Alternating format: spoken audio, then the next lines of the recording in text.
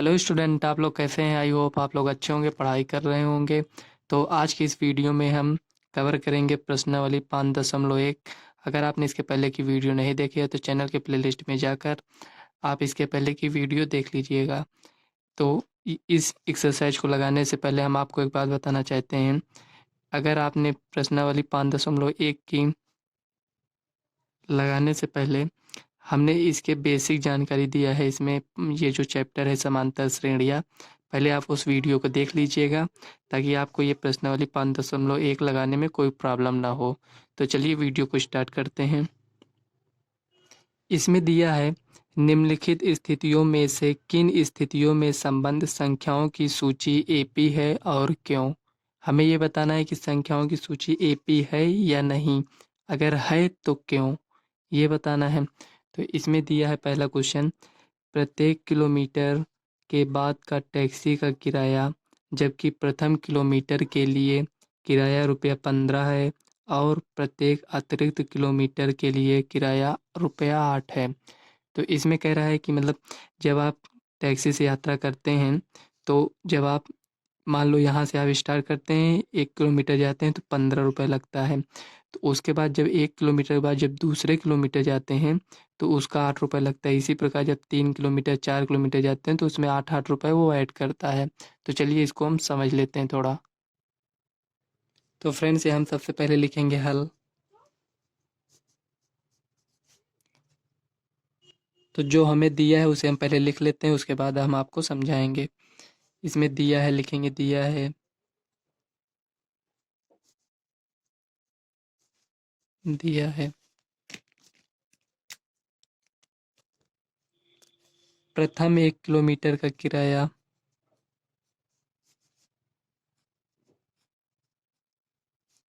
का किराया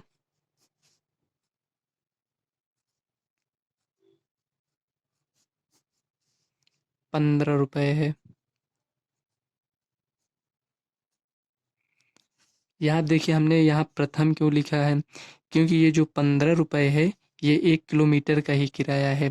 इसके बाद जब जाएंगे जैसे मतलब 2 किलोमीटर जाएंगे तो मतलब 1 किलोमीटर का तो 15 हो गया, दूसरे किलोमीटर का 30 होना चाहिए। लेकिन ये दूसरे किलोमीटर का किराया दूसरा है, तो इसीलिए हमने यहाँ लिखा है प्रथम 1 किलोमीटर का ही ₹15 है। तो और दिया है इसमें, तो जब आप 1 किलोमीटर ये चले जाएंगे फिर तो ₹15 लगेगा, और इसके अतिरिक्त जितना दूरी आप तय करेंगे तो उसका ये ₹15 तो 1 किलोमीटर का जुड़ गया। उसके बाद जितना जाएंगे तो उसका ₹8 है। तो यहाँ हम लिखेंगे प्रत्येक अतिरिक्त किलोमीटर का किराया, सॉरी, यहाँ प्रत्येक अतिरिक्त किलोमीटर का किराया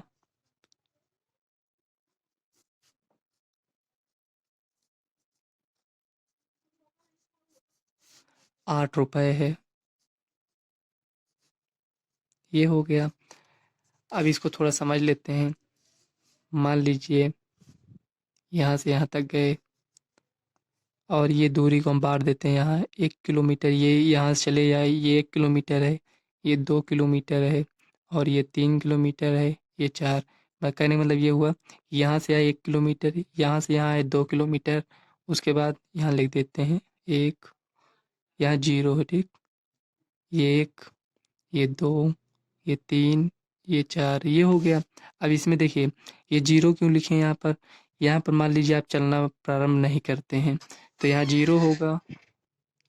देखिए यहाँ जैसे 0 है, अभी तो यहाँ हमने चलना प्रारंभ नहीं किया है, मतलब जैसे आप टैक्सी में बैठ गए और टैक्सी मान लीजिए यहाँ रुकी है तो ये चलना नहीं प्रारंभ किया है, तो ये तो 0 ही होगा ना। तो यहाँ से यहाँ तक आने में 1 किलोमीटर हो गया। तो ये इसका यहाँ से यहाँ तक जाने में कितना रुपए है? ₹15 है। और उसके बाद क्वेश्चन में कह रहा है कि जो अतिरिक्त किलोमीटर चलेंगे, जैसे 1 किलोमीटर चलने के बाद दूसरे किलोमीटर यहाँ पहुँचेंगे तो यहाँ से यहाँ तक तय करने में हमें ₹8 देना पड़ेगा। उसके बाद अगर और जाएँगे तो ₹8 और देना पड़ेगा। मतलब ₹8 देने का मतलब ये हुआ कि 1 किलोमीटर के तो ये ₹15 आपसे ले लेगा। अब जब 2 किलोमीटर में जब आप यहाँ 2 किलोमीटर जाने के बाद उतरेंगे तो आपसे 15 और 8 ₹23 लेगा। 3 किलोमीटर आपको जाना हुआ तो 15, 8, 23, 8 31, इसी तरह आप जितने किलोमीटर जाएंगे उसमें ये 8 रुपये ऐड करता जाएगा। तो इसी को हम लिख लेते हैं। तो यहाँ हम लिखेंगे, देखिए यहाँ ये जो 15 है ये हमारे पास क्या मिला है, ये ए मिला है। तो इसको हम A1 बराबर कितना है, 15 है। अब हमें A2 ज्ञात करना है, तो A2 कैसे ज्ञात करेंगे, A2 बराबर, A2 ज्ञात करने के लिए ये 15 और ये 8 को हम जोड़ देंगे। 15 प्लस 8 कितना हुआ, 23। इसी तरह हम A3 ज्ञात करेंगे, तो 15 है प्लस 8 प्लस 8 इक्वल टू, देखो 8 8 16 और ये 15, तो 15 8 23, हाँ ये 31 हो गया। अब अभी हम इसको इस तरह क्यों ज्ञात कर रहे हैं, क्योंकि ये अभी हमें नहीं पता ये समांतर श्रेणी में है या नहीं। तो ये 31 हो गया। अब इसी तरह एक पद और निकाल लेंगे, A4। आप 3 तक भी निकाल सकते हैं, हम एक और निकाल दे रहे हैं यहाँ। देखिए 15 प्लस, एक बार ऐड किए 2 बार, अब यहाँ 3 बार ऐड करेंगे। 8 प्लस 8 इक्वल टू, देखिए इसको ऐड कर लेंगे। 8 8 16, 8 त्रिक 24, 24 10 34, 5, सॉरी गलत हो गया क्या, नहीं 31 8, हाँ 39 सही है, ये हो गया। अब इसको हम इस रूप में लिख सकते हैं, 15 कामा 23 कामा 31 कामा 39। क्या ये यहीं तक है, नहीं, इसमें आगे और भी आगे हम जा सकते हैं। तो यहाँ डॉट डॉट कर दीजिए, ये हो गया। अब इसको हम चेक करेंगे कि ये AP है या नहीं है। तो AP हम चेक करने के लिए क्या करते हैं, देखो ये A1 है, ये A2 है, यहाँ लिखे हैं। तो ये देखिए, ये A1 A2 ये सब हो गया। तो यहाँ समझने के लिए लिख देते हैं A1 A2 A3 A4। तो समांतर श्रेणी होने के लिए क्या हमें चाहिए, इसका सार्वंतर बराबर आना चाहिए। तो उसी को हम निकालेंगे। देखिए A2 माइनस A1 निकालेंगे। A2 माइनस A1, A2 कितना है 23 है, माइनस A1 कितना है 15। तो 23 में से 15 जाएगा तो आपके पास 8 बचेगा। अब इसी तरह एक और चेक कर लेते हैं, क्योंकि एक ही काफ़ी नहीं है कि मतलब एक आप इसको चेक कर लिए आप बता देंगे कि साल अंतर है। आपको कम से कम 2 बार, नहीं तो 2 बार आप चेक कर लीजिएगा, वो ठीक है। नहीं अगर आप चेक करना चाहते हैं तो 3 बार चेक कर लीजिए। तो 2 बार काफ़ी है चेक करना। देखो A3 minus A2 equal to 31 minus A2 कितना है 23 है। तो 31 में से 23 जाएगा 8 आएगा।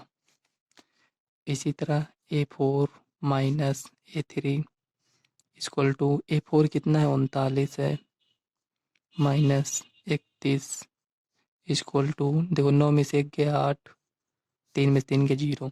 अब देखिए हमें यहाँ क्या मिला, ये 8 इसमें भी मिला, 8 इसमें, ये 8 हमारे पास क्या है, ये जो A2 माइनस A1 लिखे हैं ये हमारा क्या था, ये D था, ये भी D है। तो D बराबर कितना 8 है, D1 D2 D3 ऐसे नाम दे देते हैं। तो यहाँ हम देखते हैं कि इसमें भी उतना है, इसमें भी उतना है, इसमें भी उतना है। तो यहाँ हम लिखेंगे D1 इक्वल टू D2 बराबर D3 इक्वल टू कितना है 8 है। अतः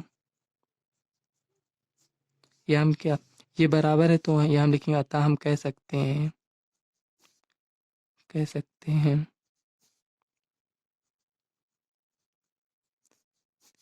हैं कि दिया गया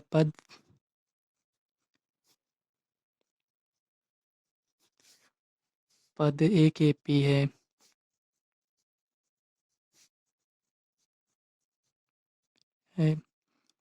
ये हो गया। तो चलिए नेक्स्ट सवाल देख लेते हैं। अगर आपको इसमें कोई डाउट होगा तो आप कमेंट करिएगा। देखिए दूसरे सवाल इसमें दिया है, किसी बेलन सिलेंडर में उपस्थित हवा की मात्रा जबकि आयु मतलब वायु निकालने वाला पंप प्रत्येक बार बेलन की शेष हवा का 1/4 भाग बाहर निकाल देता है। तो यहाँ आपको एक बेलन है उसमें हवा भरा है, तो वो कह रहा है जबकि वायु निकालने वाला पंप प्रत्येक बार बेलन की शेष हवा का 1/4 भाग बराबर भाग बाहर निकाल देता है। तो यहाँ आपको सबसे ज़्यादा समझने वाली बात ये है कि इसमें कह रहा है मतलब जितना हवा है उसका मतलब उस हवा का 1/4 भाग, इसमें ये नहीं कह रहा है कि उस हवे से 1/4 भाग कम है, उसका कहने का मतलब दूसरा है। और जितना हवा है उस हवे का 1/4 भाग, उसका बात दूसरा है। यहाँ हम थोड़ा समझ लेते हैं। देखो अगर क्वेश्चन में कहा होता, मान लीजिए जो सिलेंडर है हमारे पास, ये मान लीजिए ये सिलेंडर है, इसमें जो हवा भरा है मान लीजिए यक्स हवा है, हमें नहीं पता इसमें कितना है तो यक्स हम मान लेते हैं। तो इस हवा का इस ये जो हवा इसमें है, इस हवा से 1/4 भाग बाहर कर देते हैं, तो इस हवा से 1/4 भाग बाहर कर देते हैं।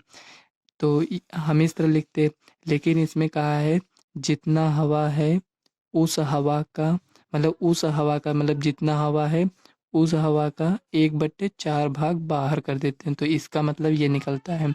तो क्वेश्चन जो है हमारा इसमें ये नहीं कह रहा है, हमारा ये कह रहा है क्वेश्चन में। तो इसी तरह हम समझ कर इसको हम सॉल्व कर लेते हैं। फ्रेंड्स आप यहाँ थोड़ा समझने का प्रयास करिए। जो ये बेलन है, तो जब इसमें से हवा जब इस पंप को नीचे को करेंगे तो इसमें से हवा बाहर हो जाती है, तो इसमें हवा कितना है, ये मान लीजिए इसमें ये हवा भरा है, तो इसमें जो हवा भरा है यक्स है। तो जितनी बार ये पंप को पंपिंग करते हैं तो ये 1/4 भाग हवा मतलब जितना हवा है उस हवा का 1/4 भाग बाहर कर देता है। तो इसी को हम यहाँ लिख लेंगे। हम लिखेंगे हल। सबसे पहले हम मानेंगे कि इसमें इसमें कितना हवा है। माना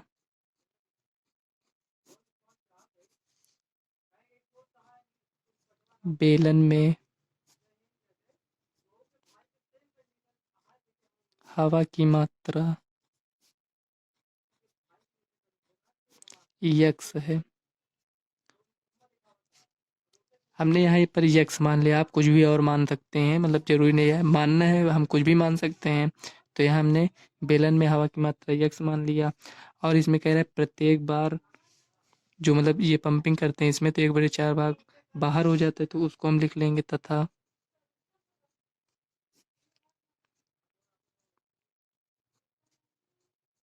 प्रत्येक बार बेलन से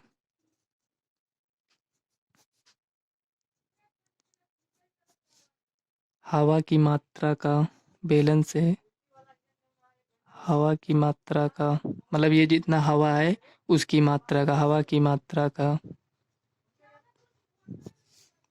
1/4 भाग बाहर हो जाता है।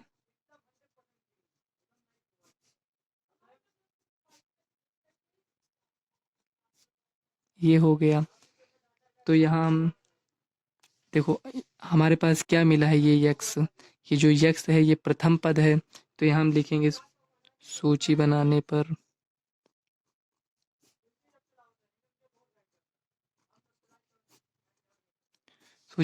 मतलब ये जो हम लिखेंगे A1 A2 ये एक प्रकार का ये सूची बनता है मतलब समांतर श्रेणी का। तो यहाँ हम लिखेंगे A1 बराबर ये प्रथम पद इसको ये है। तो पहले मतलब इसमें जितना हवा था तो वो यक्स ही तो था ना, जब इसमें पंपिंग नहीं कर रहे थे तो इसमें टोटल हवा कितनी थी, यक्स थी। तो यक्स, तो अब हमें A2 कितना कैसे निकालेंगे यहाँ, A2 A2 निकालने के लिए देखो जितना हवा है उस हवा का 1/4 भाग माइनस कर देंगे, उस हवा का 1/4 भाग माइनस कर देंगे। तो हमारे पास क्या आएगा देखो, यक्स माइनस यक्स अपान 4। यहाँ ये आपको समझ में आया ना। तो मतलब A2 निकालने के लिए हम क्या करेंगे, जितना हवा है उस हवा मतलब पहले हमारे पास इतने मतलब ये जो इसमें ये जो बना है बेलन टाइप का, इसमें हवा यक्स था, तो प्रत्येक बार इसमें हवा बाहर हो रही है ना, तो उसी को इसमें कह रहा है जितनी बार पंपिंग करते हैं इसमें से कुल हवा का 1/4 भाग बाहर हो जा रहा है। तो जब A2 निकालेंगे तो जितना हवा था उससे तो वो कम हो जाएगा ना जो दूसरा रहेगा, तो इसलिए इसमें कम है। तो यक्स माइनस यक्स अपान 4, तो इसका एलसीएम लेंगे तो यहाँ 4x माइनस यक्स अपान 4। अब देखो A2 हमारे पास कितना मिला, 3x अपान 4। अब ये जितना हवा है, इस हवा से कुल हवा मतलब, अब जो ये पहले था ये, तो इसमें से हम इसको माइनस किए तो यक्स अपान 4 किए। अब इस हवा से मतलब ये जितना हवा है इसका 1/4 भाग बाहर होगा। तो दूसरे में जो A2 हमें ज्ञात हो गया, अब A3 ज्ञात कर लेंगे। अब हम यहाँ A3 ज्ञात कर लेंगे। अब A3 के लिए क्या है, देखो जो अभी तक हमने यक्स से माइनस यक्स अपान 4 किए थे, तो कुल हवा का 1/4 भाग माइनस किए थे। अब जो A2 में जितना हवा है उस हवा से हम 1/4 माइनस करेंगे, तो उसी को हम यहाँ लिख लेंगे। देखो अब जो A2 में जितना हवा है इस हवे का 1/4 भाग, तो 3x अपान 4। तो इस हवे का 1/4 भाग कितना होगा, ये हो जाएगा। तो 3x अपान 4 माइनस 4×4 = 16 अपॉन 3x, ये हो गया। अब इसका एलसीएम लेंगे तो हमारे पास 16 आएगा। तो 4 से इसमें भाग देंगे तो 4 बार 4 आएगा, इसमें 4 से इसमें गुणा करेंगे तो 12x minus 3x equal to कितना आएगा, 12 में से 3 गया 9x अपॉन 16, ये हो गया। ये हमारे पास A3 मिल गया। अब देखिए यहाँ A1 मिला हमारे पास, A2, A3। अब A1 कितना था, x है। A2 कितना आया था हमारे पास, 3x अपान 4। और A3 कितना आया, ये है 9x अपान 16। अब देखिए क्या ये एक AP बना रहा है, इसी तरह आप ऐसे से डॉट डॉट कर दीजिए, क्योंकि अभी और हम आगे भी इसका ज्ञात कर सकते हैं। तो देखिए हम 3 ही लिए हैं, आप और आगे ज्ञात कर लेना। जब आप और आगे ज्ञात करेंगे तो इसको लेंगे, तो 9x माइनस 16 माइनस 9x अपान 16 गुणे 1/4। तो ये चौथा पद हमें मिल जाएगा, तो हम इसको यहीं तक रखते हैं। तो देखिए हम वो सारवांतर निकालने के लिए क्या करते हैं, देखो A1 है, A2 है, A3 है, तो सारवांतर निकालने के लिए A2 माइनस A1 करते थे और A3 माइनस A2, तो वही इसमें हम करेंगे। तो देखिए D1 निकालेंगे, तो A2 माइनस A1, यहाँ देखते हैं कितना आता है, 3x। A2 ये है तो इसको हम पहले लिखेंगे यहाँ पर, यहाँ माइनस है माइनस लगाएंगे, यक्स है यक्स लिखेंगे। अब इसी को सॉल्व कर लेंगे तो देखिए कितना आएगा, ये देखो 3x, इसका एलसीएम लेंगे तो -4x अपॉन 4, ये हो गया। अब 4 में से 3 गया 1, यानी x अपॉन 4। ये बड़ी संख्या है, इसका साइन लगेगा। तो हमारे पास देखो D1 कितना आया है, ये -x अपॉन 4। अब देखते हैं क्या D2 भी इतना आता है, तो D2 निकालने के लिए D3, वो सॉरी A3, यहाँ जो दिया है A3 minus A2 equal to, A3 कितना है 9x अपॉन 16 माइनस A2 कितना है 3x अपॉन 4। अब इसका एलसीएम लेंगे तो हमारे पास 16 आएगा। तो देखिए ये 16 हो गया तो ये 9x है। अब 4 से इसमें भाग देंगे, 4 3 12 माइनस 12 x। अब देखिए 12 में से 9 जाएगा -3x upon 16 D2 equal to, देखिए क्या ये कटेगा, ये नहीं कटेगा, इतना ही रहेगा। और ये -x अपॉन 4 है, तो क्या इसमें D1 और D2 बराबर आया है, नहीं आया है, क्योंकि ये -x अपॉन 4 है, ये -3 अपॉन 16 है, तो ये बराबर नहीं है। तो यहाँ हम लिखेंगे D1 इक्वल टू D2, ये इक्वल टू नहीं है तो यहाँ इसके साइन लगा देंगे। कहने का मतलब ये हुआ कि ये बराबर नहीं है, जब इसका साइन लगाते हैं तो D1 not equal to D2 है, तो यहाँ ये है, तो यहाँ हम लिख देंगे अतः हम कह सकते हैं कि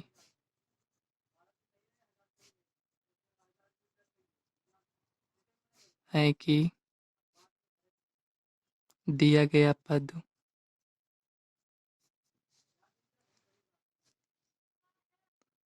दिया गया सूची, सॉरी पद कह दी, सूची AP नहीं है, पद ये आपका होता है, ये जो एक पद, दो पद, तीन पद, इसको पद कहते हैं। एक ये अलग पद हो गए, ये अलग, ये अलग, ये सबको मिलाकर ये सूची बनती है।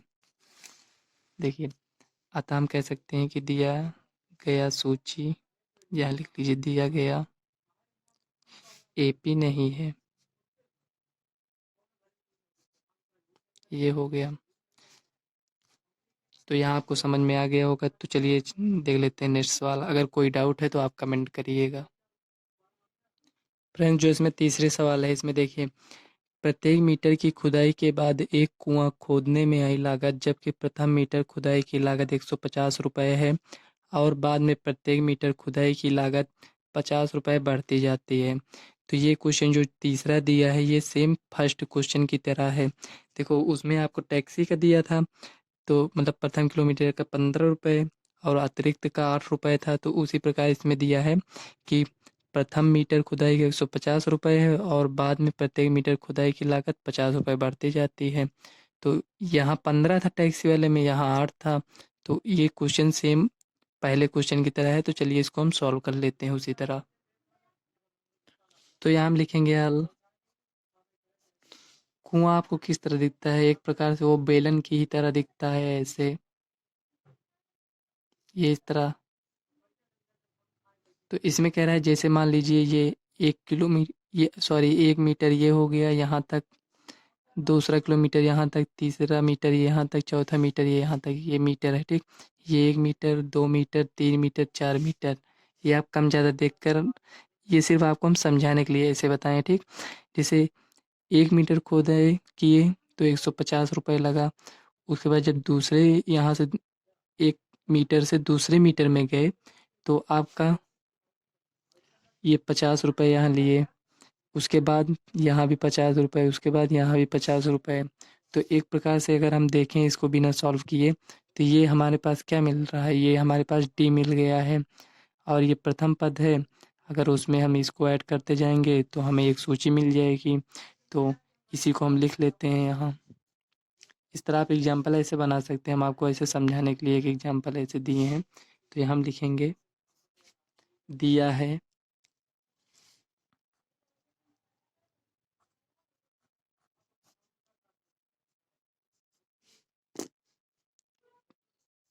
प्रथम मीटर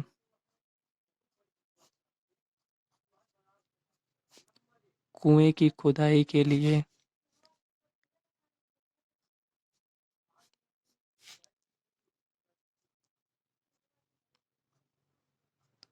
खुदाई के लिए 150 रुपये लगते हैं।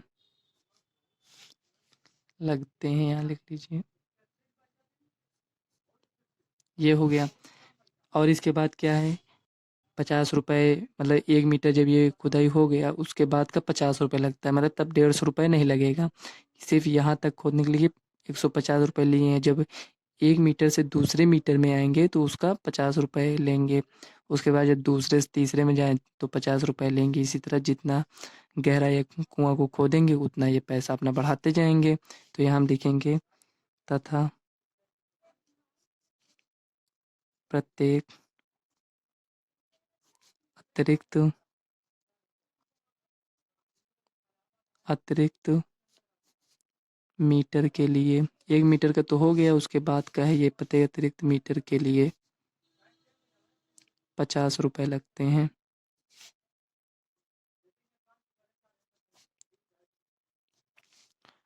तो देखिए, हमें यहाँ एक सूची तैयार करेंगे। तो देखो, A1 हमारे पास क्या मिला है? A1 ये प्रथम पद है, ये 150। A2 के लिए हम क्या करेंगे? यहाँ इसको ऐड कर लेंगे, 150 प्लस 50, हमारे पास कितना आएगा? 200। इसी तरह A3 150 plus 50 plus 50 equal to, देखो 100 ये हो गया, 250 हो गया ये। इसी तरह A4 ज्ञात कर लीजिए। इसी तरह A5 A6 भी ज्ञात कर सकते हैं, लेकिन हमको इतना लंबा सॉल्व करने की ज़रूरत नहीं है, क्योंकि हमें सिर्फ इतना बताना है कि ये AP है या नहीं। तो चाहते तो 3 तक ही रखते हैं। तो चलिए अब इसको लिख दिए तो इसको भी लिख लेंगे, 150 प्लस 50 प्लस 50 प्लस 50 देखो इसको ऐड करेंगे सबको तो 300 आएगा। तो देखिए हमें यहाँ A1 A2 A3 A4 मिल गया है, तो हमें डी ज्ञात करना है। तो D1 equal to A2 minus A1 करेंगे। हमारे पास A2 कितना है, A2 हमारे पास 200 है, A1 है 150 इक्वल टू कितना आएगा 50। इसी तरह D2 ज्ञात करेंगे। D2 ज्ञात करने के लिए क्या करेंगे, A3 minus A2 equal to A3 हमारे पास है 250 माइनस A2 है 200 इक्वल टू 50। ये हो गया। अब इसी तरह D3 ज्ञात कर लेंगे। A4 माइनस A3, तो A4 हमारे पास दिया है 300 माइनस 250। A3 जो दिया है ये देखो A3 250 था, तो यहाँ भी हमारे पास 50 आया। D4 इसी तरह ज्ञात कर लेंगे। तो देखो 250 300 यहाँ A5 minus A4 equal to यहाँ पर आपका 350 माइनस 300 इक्वल टू यह 50। अब देखिए यहाँ हम देखते हैं कि इसमें D1 D2 D3 D4 जो है ये सब बराबर आ रहा है। तो D equal to D1 equal to D2 equal to D3 equal to D4 कितना है 50। तो हम कह सकते हैं अतः दिया गया सूची AP है। ये हो गया। तो चलिए नेक्स्ट सवाल देख लेते हैं। इसमें की चौथी सवाल है, मतलब पहली की चौथी सवाल।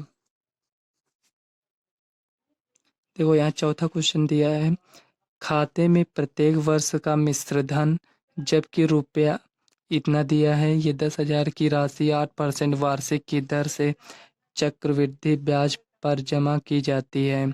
तो देखिए हमारे पास ये जो दिया है ये मूलधन है, ये जो राशि दिया है ये 8% ये रेट है, और इसमें दिया है वार्षिक की दर से, मतलब एक वर्ष, वो हमारे पास ईयर हो जाएगा। तो देखो ईयर हमें मिल गया, रेट मिल गया, प्रिंसिपल मिल गया। तो यहाँ आप सबसे पहले थोड़ा समझ लीजिए, जो ये चक्रवृद्धि ब्याज दिया है, मान लीजिए जैसे आप बैंक गए 500 रुपये उसमें जमा कर दिए, और उसमें मान लीजिए 5% की वार्षिक दर से उसमें वृद्धि हो जाती है। तो 5% वार्षिक दर से उसमें वृद्धि करेंगे तो 500 से कुछ ज़्यादा पैसा हो जाएगा उसमें, जितना होगा मान लीजिए 500 से तो कुछ बढ़ जाएगा। तो जो और दूसरे साल में होगा तो वो 500 के हिसाब से उसमें रेट नहीं लगेगा, जो पैसा आपका बढ़ा रहेगा उसी हिसाब से आपका रेट लगेगा। कहने का मतलब ये हुआ कि जैसे 500 रुपये है और आप जमा किए, उसमें एक साल बाद देखेंगे तो मान लो 10 20 या 50 रुपये कुछ बढ़ गया है, तो जो आपका ये 8% के साथ जो दूसरा ब्याज लगेगा, मतलब ये जो 5% या 8% कुछ लगता है मान ले, तो देखो तो वो जो मान लो जमा किए हैं तो उसका कुछ परसेंट बढ़ गया। और ये जो चक्रवृद्धि ब्याज होता है ये ब्याज पर भी ब्याज होता है, जैसे कि 520 या पाँच मान लीजिए 550 रुपये हो गया, तो ये 500 के हिसाब से ये 8% वार्षिक दर नहीं देंगे आपको, अब 550 के हिसाब से आपको देंगे, तो ये चक्रवृद्धि ब्याज हो जाता है। तो इसमें वही कह रहा है चक्रवृद्धि ब्याज पर जमा की जाती है। तो इसमें हम AP हमको निकालना है, तो हम इसको निकाल लेंगे। चलो सबसे पहले हम इसमें पहले ब्याज याद कर लेंगे, क्योंकि हमें ये हमारे पास जितना पैसा ये तो दिया है, रेट भी दिया है, वार्षिक की दर मतलब एक साल का दिया है। तो सबसे पहले हम इसमें ब्याज ज्ञात कर लेंगे कितना ब्याज होगा, जो भी हमने आपसे बताया ना कि 50 रुपये बढ़ जाएगा या 20 30 जितना बढ़ेगा, तो उस ब्याज को पहले हम ज्ञात कर लेते हैं, उसके बाद हम चक्रवृद्धि भी ज्ञात कर लेंगे। तो यहाँ हम सबसे पहले लिखेंगे हल, जो हमें दिया है हम उसे लिख लेंगे। पहले हमारे पास देखो मूलधन, जो पैसा हम जमा करते हैं वो हमारा मूलधन होता है, मूलधन बराबर कितना दिया है 10,000, और दर कितना है मतलब रेट परसेंट में जो रहता है तो 8% है। वर्ष कितना है, एक साल है, ये प्रत्येक वर्ष का है ना, तो मतलब उसमें एक साल हो गया। तो ये जो मूलधन दिया है ये एक प्रकार से देखें तो ये प्रथम पद है, तो यहाँ हमें A1 मिल गया, A1 इक्वल टू 10,000 ये मिल गया। पहले हम ब्याज ज्ञात करेंगे। ब्याज का सूत्र है मूलधन गुणे दर गुणे समय। ये हो गया, समय अपॉन 100 करते हैं यहाँ। तो देखिए मूलधन क्या है, 10,000 है, यहाँ लिखेंगे 10,000 गुणे दर कितना है, 8 है, गुणे समय कितना है, 1। ये दर जो ये 8% है ना, ये वही उसी का 100 है। देखो ये 100, 2 जीरो से 2 जीरो कैंसिल, 8 को 1 से गुणा करेंगे तो 8 होगा, 2 जीरो है, 2 जीरो लगा दीजिए। तो यहाँ में देखिए ब्याज क्या मिल गया, ब्याज हमें 800 रुपये मिल गया, ये 800 ब्याज मिल गया। तो ये जो प्रथम वर्ष में हमारे पास 10,000 रुपये था, तो इसमें द्वितीय वर्ष में कितना हो जाएगा ब्याज, मतलब जब ब्याज को हम जोड़ देंगे तो द्वितीय वर्ष में हमें ब्याज कितना मिल जाएगा। तो ये जो A2 मिलेगा, ये 10,000 जब हम जमा किए तो हमारे पास 10,000 था, उसके बाद ब्याज कितना हमारे पास 800 रुपये है, तो इसको हम जोड़ देंगे तो ये हमारे पास 10,800 हो जाएगा, ये हमारा A2 हो जाएगा। अब देखो क्वेश्चन में हमें कहा था चक्रवृद्धि ब्याज, चक्रवृद्धि ब्याज में मतलब ब्याज पर भी ब्याज। तो देखिए ब्याज हमें 800 रुपये मिला, तो इसमें जब हम ऐड किए तो हमारे पास कितना हो गया, 10,800 रुपये। अब हमें इस पर ब्याज मिलेगा, ये जो 10,000 था इस पर नहीं, अब हमें 10,800 पर ब्याज मिलेगा। तो यहाँ हम प्रत्येक वर्ष का निकाल रहे हैं, तो फार्मूला आपका वही रहेगा ब्याज निकालने के लिए। तो यहाँ हम लिखेंगे 10,800, ये 1 जीरो नहीं होगा, गुणे दर कितना है 8 उतना ही रहेगा, समय कितना है 1 है, प्रत्येक वर्ष का निकाल रहे हैं। तो देखिए 100 है, 100 लिख दीजिए, 2 जीरो 2 जीरो कैंसिल। अब ये 108 है, ये 8 है, तो गुणा कर लीजिए इसमें, 8 टाइम 64 का 4, 8 जीरो में 0 6, 8 एक का नम 8। अब देखिए हमारे पास 10,000 रुपये था, तो उसमें क्या हुआ, 800 रुपये हमें ब्याज मिला। अब 10,800 का हमारे पास कितना ब्याज मिला, 864 रुपये। तो जब इसको हम जोड़ देंगे तो हमारे पास A3 मिल जाएगा। A3 ज्ञात करने के लिए हम क्या करेंगे, आप चाहें तो इसे देखिए, A3 जो A2 है, ये जो A2 हमारे पास कितना है 10,800, प्लस इसको जोड़ देंगे तो 864 हो जाएगा। अब इसी को ऐड कर लीजिए, देखिए यहाँ पर ये 4 हो जाएगा, 6, 8 8 16 का 6, यहाँ से लाया 1, ये हो गया, ये इतना हो गया। देखो यहाँ हमें 3 पद अलग अलग मिल गया, एक हमें 10,000 मिला, दूसरा हमें मिल गया यहाँ 10,800 ये मिला, तीसरा ये मिला है, इसको हम लिख लेंगे 11,664। ये ये आपकी सूची तैयार हो गई, इसमें यहाँ लिखेंगे सूची बनाने पर।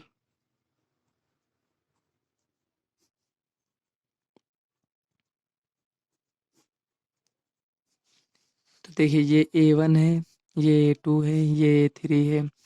अब इसमें हम D निकालेंगे सारवंतर, D1 बराबर A2 minus A1 equal to A2 कितना है 10,800 माइनस 10,800, ये हो गया। अब A3 माइनस A2 करते हैं, D2 A3 A2 equal to ये कितना है, इसको लिख लीजिए 664 माइनस इसको लिख लीजिए 10,800, इतना हो गया। अब यहाँ आप देखिए इसको हम माइनस करेंगे, तो देखिए 4 में 0 जाएगा तो हमारे पास 4 रहेगा। अब 6 में 0 जाएगा 6 रहेगा, और 16 में से 8 जाएगा तो 8, यहाँ 10 बचा, यहाँ भी 10 है, तो ये 864। क्या ये D1 और D2 बराबर है, ये 800 है, ये 864 है, तो D1 नॉट इक्वल D2। तो ये हम लिखेंगे अतः दिया गया सूची AP नहीं है। सोची एपी नहीं है।